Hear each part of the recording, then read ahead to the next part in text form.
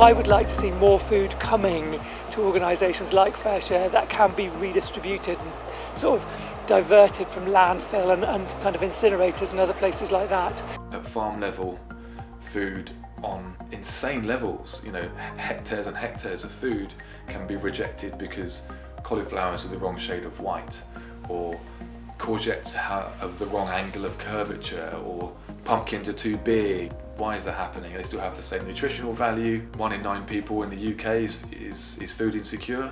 It's incredibly disrespectful, it's incredibly nonsensical and immoral to be throwing away perfectly good food. A while ago I was doing deliveries for a food company, and I'd be delivering stuff in this is before the junk food project, and I'd be delivering to the back of shops and things like that, and I'd have huge trolleys full of food that was waste food that no one was allowed to touch. It was illegal to actually remove any of everything had to be binned. And I was like, God, that's a total waste. Things that were completely fine. The health and food safety standards, again, they're set by government. And so we're kind of working within these very narrow parameters that I don't think mean that it's very easy always to redistribute the food that would otherwise go to waste. People just expecting to be able to have, strawberries for Christmas. It's totally illogical. But that's the way the supermarkets have trained us to be. So there's just so much waste which is unnecessary. The system that is in place in supermarkets is broken to the extent where they just have too much food coming through. It's not an efficient. It might be efficient in ways of making money, but it's not an efficient use of resources. And that's another thing about all the stuff that we're actually picking up is generally, it's not really a lot of stuff that's out of date. It's just basically supermarkets order far too much stuff. I hate waste, and I don't know whether it's the Greek in me, but if even if people don't finish their plates, I feel, oh my God, there's so many people starving in the world, and because I've actually experienced that firsthand, it makes me cringe the thought of having to throw anything away. So, and there is a big need for it because there is so much waste, unfortunately, not just in this country but all over the world. So here we've got Waitrose Duchy organic tomatoes. This date here, best before 15th of October. This is what needs to go on produce. Tesco have took this date away.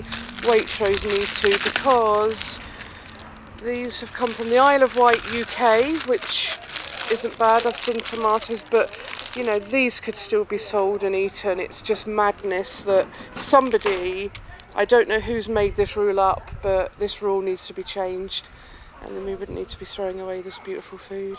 I think the sort of situation is a bit more complicated than that. I think we are part of the problem solver, but I think there's a big problem in terms of the amount of food that's given to waste. It's not just the supermarkets, it's also the growers, the farmers. Often it's cheaper for farmers to plough their surplus food back into the ground than it is to kind of transport it to somewhere where it can be redistributed. Supermarkets need to make sure that no matter what time of day you walk in, the shelves are going to look full and the bakery section's full and the fresh veg is full, but all of that is very expendable. That has to be gone by the next day.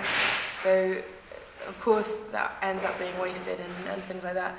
And also the way that we farm nowadays is so wasteful in itself. We do mass farming and we're so focused on cosmetics of even things like carrots that there's so many of them that just don't make the cut. Historically, there's been problems with people in boardrooms saying we can never have this product out of stock. You need to overproduce so that we can always have it in stock regardless of what happens, because that's what our consumers want.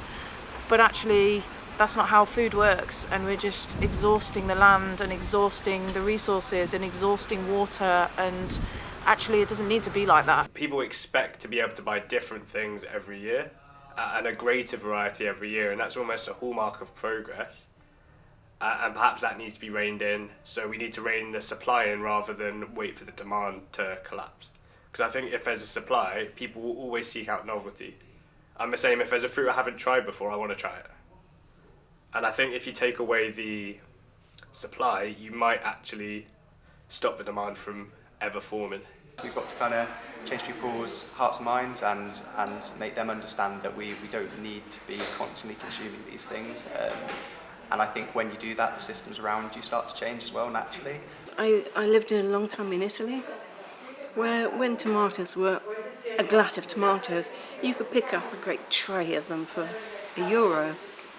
That never happens over here. You never get food that is cheap because it's in season.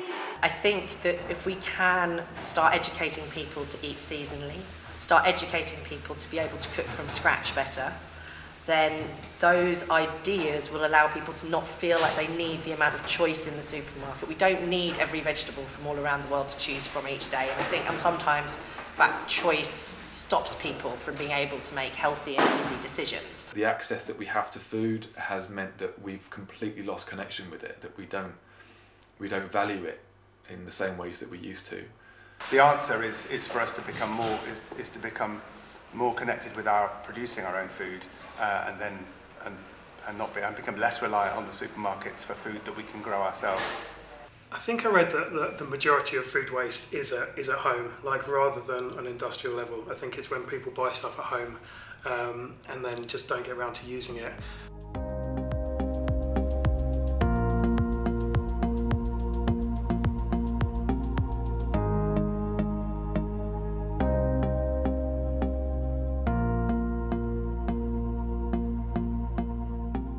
I think the consumer is as much to blame as a supermarket. I think that people need to grow more of their own food wherever they can. I think that people need to accept that we have been spoiled with the types of food at the times of year and the quality of food that has been available to us, because it's just not sustainable. You know, we have to understand that certain types of food are only available at certain times of the year. We import something like 70%, 80% of the food in the UK is imported. Why?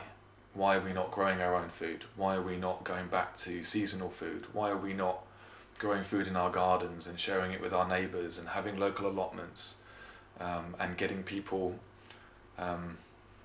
benefiting from working from the land, benefiting from learning how to grow food, learning how to cook food, learning how to ferment, learning how to forage, learning how to get out into nature and be more connected to our environment. The first thing that they always say, the managers always say, is we are a company to make a profit. We're not in the business of giving away food.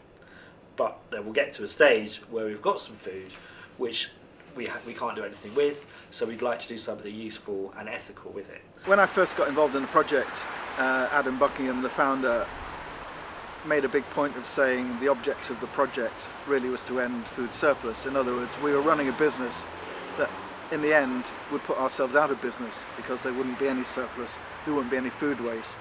The Real Junk Food Project relies on that food, but I can't see there's ever going to be an end to that supply, because there will always be customers who won't buy a wonky shaped carrot, or customers who won't buy a tin which is slightly damaged. So there will always be a surplus of food which something has to be done with. You know, things like cherries, strawberries, blueberries, all these things that come in plastic tubs, all of that waste that's involved there, all that transport, if we're producing our own food and people are connecting with their own food, then we don't need to rely on the supermarkets to keep shelves full. And the byproduct of having full shelves is that there is always going to be waste. You can't have full shelves without being some kind of waste. You need extra. I think the truth is that surplus food is endemic in the supply chain. In a way, it must always be so. You can take away some of the artificial things like sell-by dates and best before dates. In other words, allow shops to sell food for longer. But ultimately, there's always going to be a bit left over. There's always going to be surplus food because of the sort of food safety standards that are set by the government. There's always going to be surplus food that's going to be wasted. If we can get it and distribute it to people, we can feed hungry people. We can almost eradicate food poverty in the UK if we were able to do that. And I think with a bit more government intervention, we could. It needs to come from all angles. We need to educate people. We need to stop producing more than we need. And hopefully, just by keeping talking about it, we can get there. But it's a long road, and yeah, the supermarkets are seeming more ethical than they are by being able to help us and say, we're doing a fantastic environmental thing, whereas actually it's their contracts with the suppliers that are demanding that surplus in the first place. Supermarkets can do a lot more. Producers can produce less. Supermarkets can make consumers aware that there's not always going to be every product on the shelf. You know, Waitrose, I know, is a great supermarket for that, because if something's not available in Waitrose, it just says it on the shelf. It just says, sorry, this product's not available. And that's just what life is with food. That's how food works. So our job really is to at least make people aware of the issue, make the best use of the food, encourage people in their own personal lives to maybe cook more, or preserve food, or shop a bit more efficiently, you know, not to overbuy. So I think we can always campaign on that front, but I think surplus food and waste is probably here with us forever.